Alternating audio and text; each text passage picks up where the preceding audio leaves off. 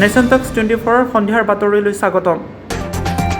গুৱাহাটী মহানগৰীত উদ্বেগজনকভাৱে বৃদ্ধি পাইছে কোভিড-19ত আক্ৰান্তৰ সংখ্যা। 24 ঘণ্টাত মহানগৰীত কেইবাটাও কণ্টেইনমেণ্ট জোন হিচাপে ঘোষণা কৰা হৈছে। জনসংক্ৰমণৰ আশংকা প্ৰকাশ কৰা হৈছে মহানগৰীত।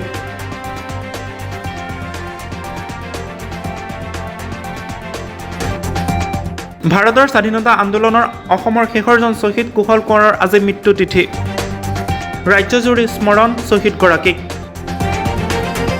গুৱাহাটীৰ নেহৰু উদ্যানত বীৰ শ্বহীদগৰাকীলৈ শ্ৰদ্ধা জনায় মুখ্যমন্ত্ৰী সৰ্বানন্দ সোণোৱালে। অনুষ্ঠানত কুশল কোঁৱৰৰ সাহস আৰু দেশৰ হকে কৰা মহান ত্যাগক শ্ৰদ্ধাৰে সোঁৱৰে মুখ্যমন্ত্ৰীগৰাকীয়ে। ইফালে গোলাঘাটত শ্বহীদগৰাকীক বন্দী কৰি থোৱা সদৰ আৰক্ষী থানাৰ বিশেষ চেলটোত বন্তি প্ৰজ্বলন আৰু পুষ্পাঞ্জলি অৰ্পণ কৰে।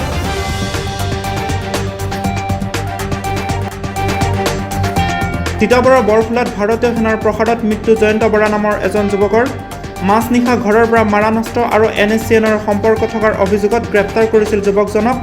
এই কথা সদৰি কৰিছে তিতাবৰ আৰক্ষীয়ে।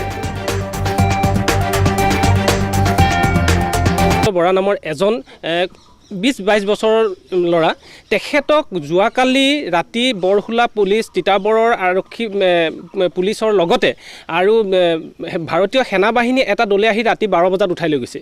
আৰু উঠাই লোৱাৰ পিছতে তেখেতে এটা সুস্থভাৱে ইয়াৰ ঘৰৰ পৰা উঠাই লৈ গৈছে আৰু উঠাই লৈ যোৱাৰ পিছত তেখেতক আজি কৈছে যে তেখেতক মৃত্যু ঘোষণা কৰিছে। যুৱকজনৰ মৃতদেহ উদ্ধাৰৰ পিছতে স্থানীয় ৰাইজে থানাৰ সন্মুখত ন্যায় বিচাৰি প্ৰতিবাদ সাব্যস্ত কৰে। প্ৰতিবাদস্থলীত উচ্চপদস্থ আৰক্ষী বিষয়া উপস্থিত হয় আৰু দোষীয়ে উচিত শাস্তি পাব বুলি DIGয়ে মন্তব্য কৰে। ৰাইজে কৈছে যে তেওঁলোকে ইনভেষ্টিগেশ্যন ইনফ্লুৱেঞ্চ কৰিব পাৰে বুলি, তো এই চান্সটো এতিয়া নাথাকে। এই দুটা পইণ্ট নামকেইটা আপোনাৰ অৰ্ডাৰ পাই যাব, আপোনাৰ অলপ আধা ঘণ্টা ৱেইট কৰিলে ফাইনেল অৰ্ডাৰে পাই যাব। আৰু থাৰ্ড কথাটো হ'ল মেজিষ্ট্ৰিয়েল এনকুৱাৰী।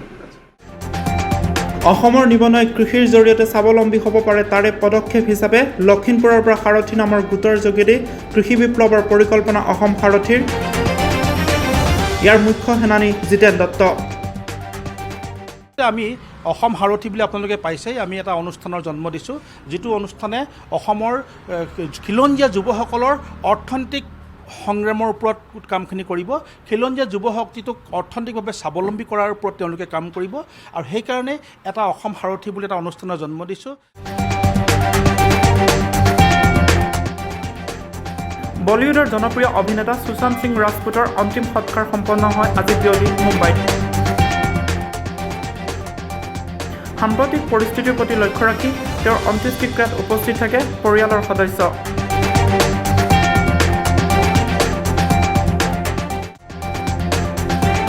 অস্ত্ৰ এৰি আলোচনাৰ মাজেৰে সমস্যা সমাধান কৰক, প্ৰদেশবোৰক এই আহ্বান জিতেন দত্তৰ। সংগ্ৰাম কৰি জাতিৰ মুক্তি আনিবলৈ আজিৰ তাৰিখত নোৱাৰে। তাৰ কাৰণে পৰেশ বুঢ়া মহাশয়কো আমি এটাই অনুৰোধ জনাম যে অসমৰ সাৰ্বংগীন উন্নতিৰ কাৰণে, জাতিৰ অস্তিত্ব সুৰক্ষিত কৰিবৰ কাৰণে, অসমৰ যুৱ শক্তিক স্বাৱলম্বী কৰিবৰ কাৰণে, অসমক অৰ্থনৈতিকভাৱে শক্তিশালী কৰিবৰ কাৰণে আলোচনাৰ মাজেৰে সমস্যাটো সমাধান কৰিবলৈ চেষ্টা কৰক।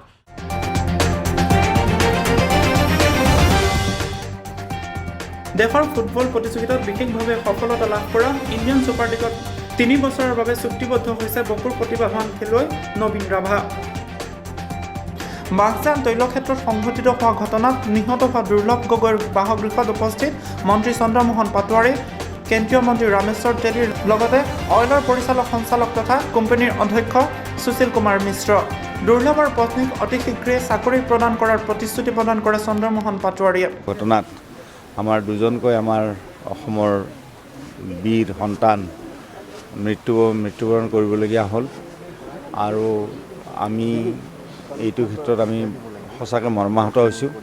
আৰু মাননীয় মুখ্যমন্ত্ৰী যোৱাকালি আমাক নিৰ্দেশ দিছিল, সেইকাৰণে আমি আজি ইয়াৰে সকলো বিধায়ক আৰু আমাৰ জিলা প্ৰশাসন, CMD অইল আৰু তেওঁলোকৰ বিষয়াসকলক লৈ আমি আজি এই শোকসন্তপ্ত পৰিয়াললৈকে আহিছিলোঁ, আৰু তেওঁলোকক আমি সমবেদনা জ্ঞাপন কৰিলোঁ।